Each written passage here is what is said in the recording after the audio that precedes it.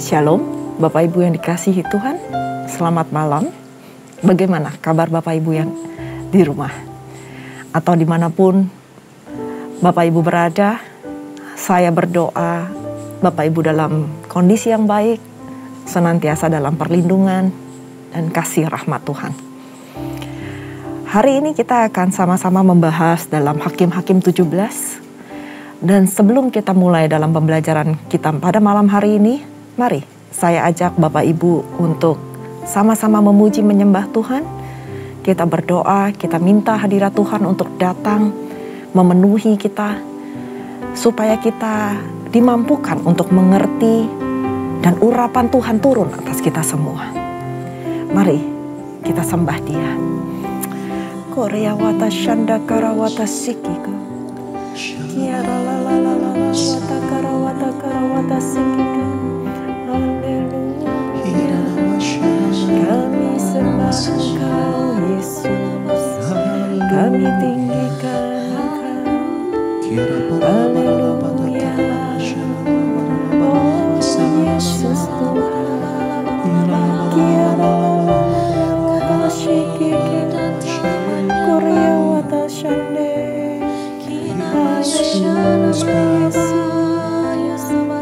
Ini kami Tuhan, isi hati kami Bapa, cilik setiap kami.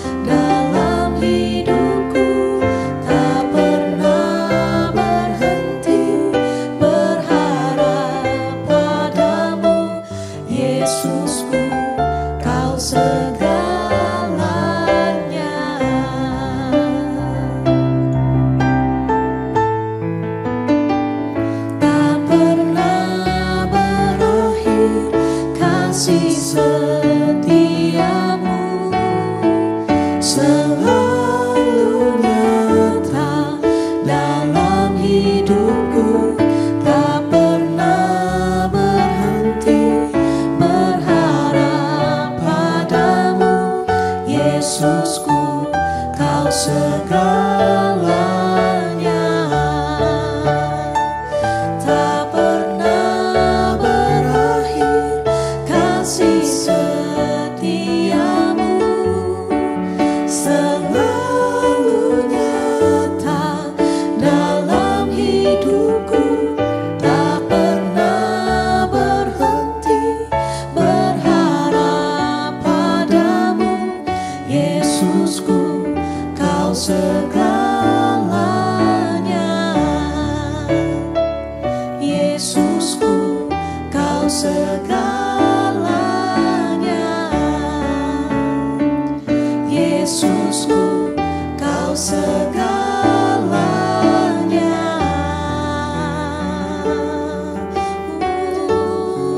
Kau segalanya.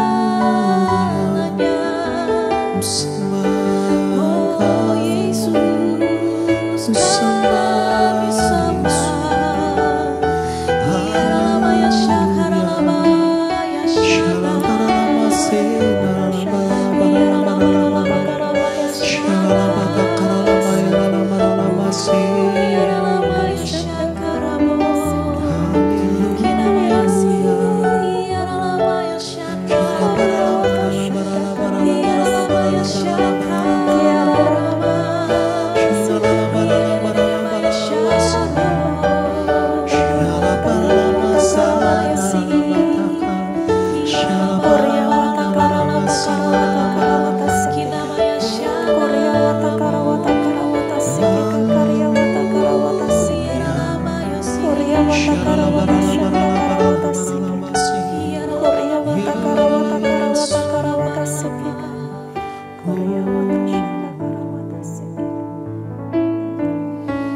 Ku mengasihimu,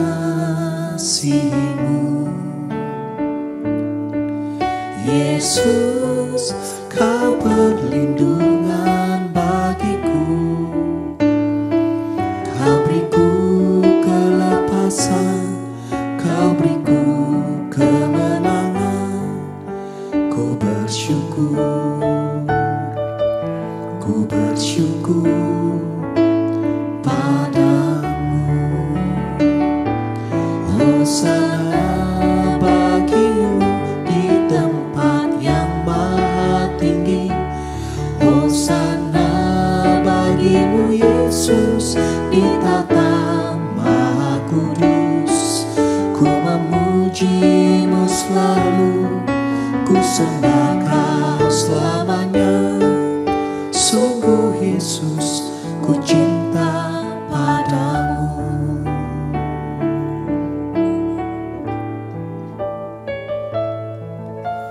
Ku mengasihimu,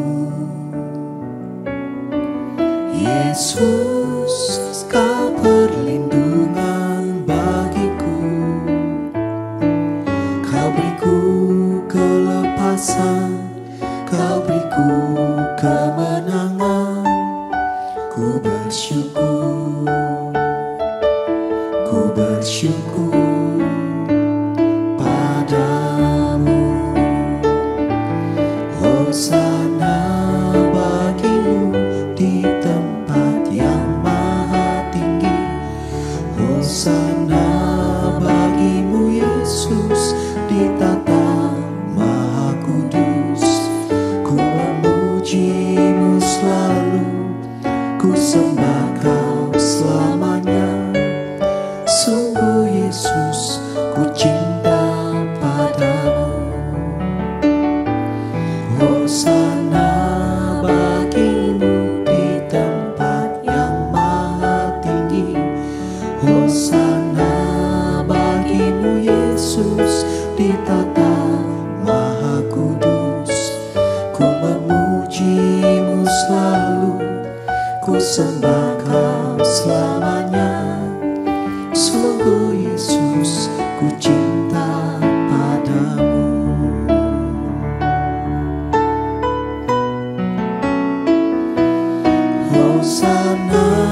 bagimu di tempat yang maha tinggi. Hosana bagimu Yesus di tata maha kudus. Ku memujimu selalu, ku sembah Kau selamanya. Sungguh Yesus, ku cinta padamu. Hosana bagimu di tempat yang maha tinggi.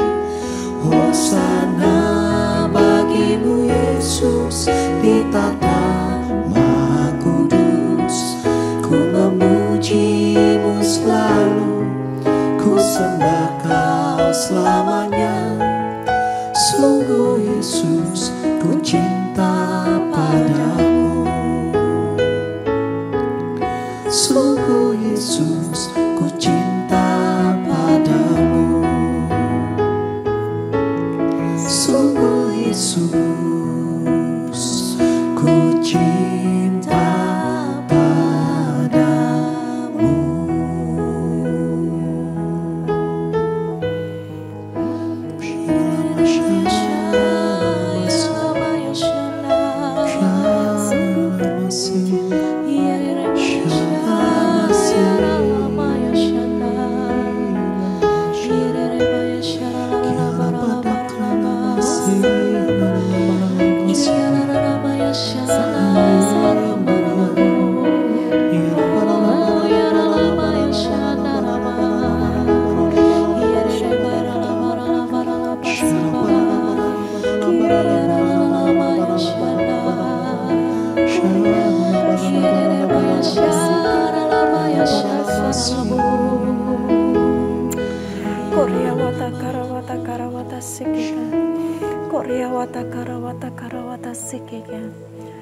Sungguh Yesus, kami mengasihi Engkau lebih daripada segalanya.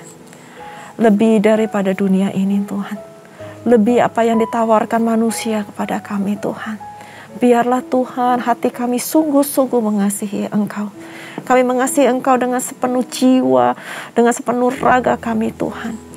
Terima kasih Tuhan, terima kasih. Gak ada Tuhan selain Engkau. Gak ada Tuhan yang hidup selain Engkau, Allah kami yang hidup. Terima kasih Tuhan untuk puji-pujian yang begitu indah Tuhan.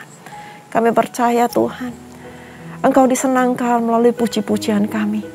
Biarlah Tuhan ini semuanya menjadi dupa yang harum, yang menyenangkan hati-Mu Tuhan.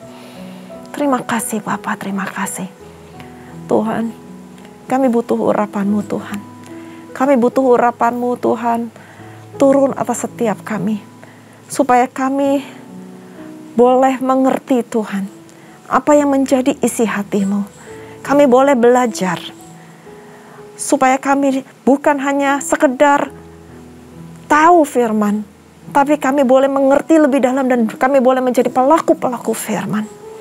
Dan hidup kami boleh berbeda dengan orang-orang yang di luar sana. Berbicaralah ya Tuhan. Berbicaralah dengan bahasa yang sederhana, yang mudah dimengerti. Supaya firman ini boleh tertanam, berakar dan berbuah lebat. Dan itu semuanya untuk hormat kemuliaan nama-Mu. Urapi hamba Tuhan. Pakai mulut bibir hamba. Supaya setiap perkataan yang keluar dari mulut bibir hamba ini, semuanya berasal daripada-Mu. Roh Kudus Engkau ambil alih dari awal hingga akhirnya. Dan biarlah semuanya untuk hormat kemuliaan nama-Mu. Hanya di dalam nama Tuhan Yesus kami berdoa dan siap belajar. Haleluya. Amin. Sekali lagi shalom buat Bapak Ibu yang baru bergabung dengan kami di Bible Study Online CK7. Nah, pada hari ini kita akan belajar di Hakim-Hakim 17. Ayatnya nggak begitu panjang dari pasal ini, jadi saya akan bacakan supaya kita semuanya mengerti apa maksud dari Hakim-Hakim 17 ini. Judul perikopnya adalah Patung Sembahan Mika. Di ayat pertama, ada seorang dari pegunungan Efraim, Mika namanya. Berkatalah ia kepada ibunya, uang perak yang 1.100 itu yang diambil orang daripadamu dan yang karena itu kau ucapkan kutuk. Aku sendiri mendengar ucapanmu itu. Memang uang itu ada padaku. Akulah yang mengambilnya. Lalu kata ibunya, diberkatilah kiranya anakku oleh Tuhan. Sesudah itu dikembalikannya lah uang perak yang 1.100 itu kepada ibunya. Tetapi ibunya berkata, aku mau menguduskan uang itu bagi Tuhan. Aku menyerahkannya untuk anakku, supaya dibuat patung pahatan dan patung tuangan daripada uang itu. Maka sekarang uang itu kukembalikan kepadamu. Tetapi orang itu mengembalikan uang itu kepada ibunya. Lalu perempuan itu mengambil 200 uang perak dan memberikannya kepada tukang perak yang membuat patung pahatan dan patung tuangan daripada uang itu. Lalu patung itu ditaruh di rumah Mika. Mika ini mempunyai kuil, dibuatnyalah efod dan terafim. Ditahbiskannya salah seorang anaknya laki-laki yang menjadi imamnya. Pada zaman itu tidak ada raja di antara orang Israel. Setiap orang berbuat apa yang benar menurut pandangannya sendiri. Maka ada seorang muda dari Betlehem Yehuda, dari kaum Yehuda. Ia seorang Lewi dan tinggal di sana sebagai pendatang. Lalu orang itu keluar dari kota Betlehem Yehuda untuk menetap sebagai pendatang di mana saja ia mendapat tempat. Dan dalam perjalanannya itu, sampailah ia ke pegunungan Efraim di rumah Mika. Bertanyalah Mika kepadanya, engkau dari mana? Jawabnya kepadanya, aku orang Lewi dari Betlehem Yehuda. Dan aku pergi untuk menetap sebagai pendatang di mana saja aku mendapat tempat. Lalu Mika berkata kepadanya, tinggallah padaku, jadilah bapak dan imam bagiku. Maka setiap tahun aku akan memberikan kepadamu 10 uang perak, sepasang pakaian serta makananmu. Orang Lewi itu setuju untuk tinggal padanya. Maka orang muda itu menjadi seperti salah seorang anaknya sendiri. Mika mentahbiskan orang Lewi itu. Orang muda itu menjadi imamnya dan diam di rumah Mika.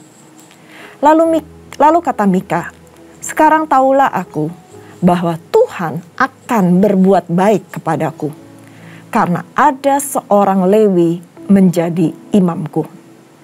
Nah, Bapak Ibu yang dikasihi Tuhan, tadi kita sudah baca dari Hakim-Hakim 17 dari ayat pertama sampai ayat yang ke-13.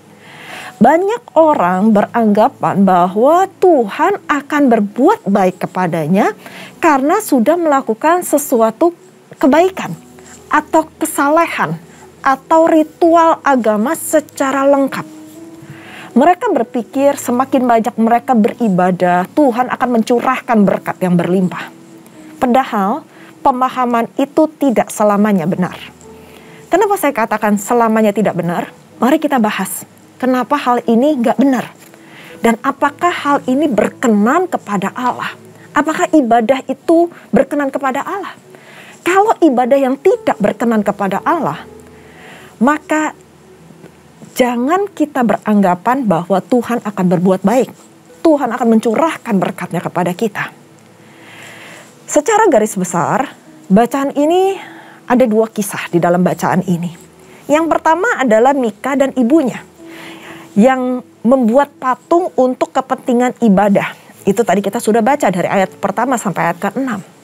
Dan motif mereka kelihatan pada saat mereka mau menguduskan sejumlah uang buat Tuhan. Tetapi caranya gak benar. Dan kisah yang kedua adalah seorang muda yang datang dari Betlehem Yehuda. Itu di ayat 7 sampai 13. Dan ia, orang muda ini, berasal dari keturunan Lewi. Nah, Mika minta kepada orang ini agar menjadi imam baginya. Dengan bayaran yang mungkin cukup tinggi pada saat itu, akhirnya orang Lewi pun setuju atas tawaran Mika. Dan pada akhirnya Mika menyimpulkan di ayat yang terakhir bahwa Tuhan akan berbuat baik kepadanya karena ada orang Lewi yang menjadi imam baginya. Nah, pertanyaannya adalah, benarkah kesimpulan dari Mika itu? Bagaimana mungkin Tuhan berbuat baik kepadanya, sedangkan apa yang dia lakukan itu menentang loh sebenarnya firman-Nya. Kenapa kita bilang menentang firman-Nya? Yang pertama, kita sama-sama sudah belajar bahwa Tuhan melarang bangsa Israel untuk membuat patung untuk disembah. Patung berbentuk apapun. Itu terdapat di dalam 10 perintah Tuhan. Kalau dulu kita sudah belajar dari Keluaran 20, di perintah yang kedua, jangan membuat patung yang berbentuk apapun dan jangan disembah. Dan itu adalah kekejian buat Tuhan. Itu adalah kesalahan yang pertama. Dan yang kedua, orang Lewi sepatutnya itu melayani sebagai imam di bait Allah, bukan di tempat yang lain. Apalagi di tempatnya Mika. Dan dari kedua kesalahan yang fatal ini, apakah anggapan kita terhadap Mika masih bisa dibenarkan? Pastinya Tuhan senang dengan umatnya jika kita mau beribadah kepadanya. Namun, apakah ibadah kita sesuai dengan petunjuk dan kehendaknya? Jangan kita beranggapan dengan kita beribadah sesuka hati kita, dengan caranya kita, maka itu akan menyenangkan Tuhan. Kesalahan kita adalah kadang-kadang berbuat sesuatu yang menurut kita benar, tetapi belum tentu menjadi pandangan Tuhan. Dengan demikian, jangan harap ibadah kita itu menyenangkan hati Tuhan. Cari dulu kehendak Tuhan, cari dulu perkenanan Tuhan. Jangan perkenanan manusia, jangan seperti apa yang kita mau. Ibadah itu adalah milik Tuhan. Kita boleh membuat agenda, kita boleh membuat acara. Tapi jangan lupa, di dalam acara itu, siapa yang kita sembah? Apa motivasi kita sesungguhnya di dalam ibadah itu? Apakah ada motivasi-motivasi yang lain? Motivasi untuk minta berkat, bukan untuk mencari Tuhan. Ingat Bapak Ibu sekalian, ibadah yang sesungguhnya adalah ibadah untuk mencari wajah Tuhan, mencari hadirat Tuhan, untuk semakin serupa dengan gambar Tuhan. Saya berdoa supaya kita semua beribadah dengan cara yang benar, beribadah dengan motivasi yang benar, melayani dengan motivasi yang benar. Dan sebagai penutup saya akan membacakan satu ayat di Ibrani 12 ayat 28. Yang Tuhan ingatkan saya pada saat saya mempersiapkan di dalam Hakim-Hakim 17 ini. Jadi karena kita menerima kerajaan yang tidak tergoncangkan, marilah kita mengucap syukur dan beribadah kepada Allah menurut cara yang berkenan kepadanya. Jadi bagaimana kita beribadah? Dengan cara yang berkenan kepada Tuhan. Dengan bagaimana? Dengan hormat dan takut. Nah, Bapak Ibu yang dikasihi Tuhan, di dalam Hakim-Hakim 17 ini ada kesalahan-kesalahan yang fatal yang dilakukan oleh Mika dan ibunya karena memakai uang itu untuk dalam tanda kutip membeli Tuhan melalui ibadah. Jangan sampai kita seperti itu. Saat ini, mari kita menguji setiap hati kita. Apakah ibadah kita sudah berkenan di hadapannya? Apakah kita sudah beribadah dengan hormat dan takut akan Tuhan? Atau justru kita dalam tanda kutip membeli Tuhan? Mungkin dengan kekayaan kita, mungkin dengan kemampuan kita, mungkin dengan kepintaran kita, sehingga ibadah kita menjadi sia-sia di hadapan Tuhan. Mari kita berdoa. Terima kasih Tuhan. Terima kasih Bapa untuk bacaan yang sederhana ini Tuhan, yang mengingatkan kita semua dengan cara beribadah yang benar di hadapan-Mu. Beribadah sesuai dengan kehendak-Mu. beribadah dengan motivasi yang benar. Bukan untuk memancing Tuhan untuk memberkati kami. Tetapi Tuhan, biarlah ibadah kami mencari Engkau dulu dan kebenarannya. Bukan mencari yang lain. Kami rindu Tuhan untuk berjumpa secara pribadi dengan Engkau. Ampuni Tuhan, kalau selama ini mungkin kami beribadah dengan maksud tujuan tertentu, dengan motivasi-motivasi yang menyimpang, yang mendukakan hati-Mu. Mungkin cara ibadah kami enggak dengan hormat dan takut akan Engkau. Pada saat ini Tuhan, kami mohon ampun di hadapan-Mu. Kami sujud menyembah di hadapan-Mu. Biarlah Tuhan, Engkau yang menilik setiap hati kami. Roh Kudus-Mu yang mengingatkan kami. Supaya setiap kami punya motivasi yang benar di hadapan-Mu. Dan kami percaya, berkat-berkat jasmani maupun rohani itu akan menyusul dalam kehidupan kami. Selama hati kami melekat kepadamu. Terima kasih Tuhan. Kau berkati setiap jemaat-Mu. Dimanapun saat ini mereka berada. Tuhan, Engkau yang menilik setiap hati. Engkau yang menguji setiap hati kami.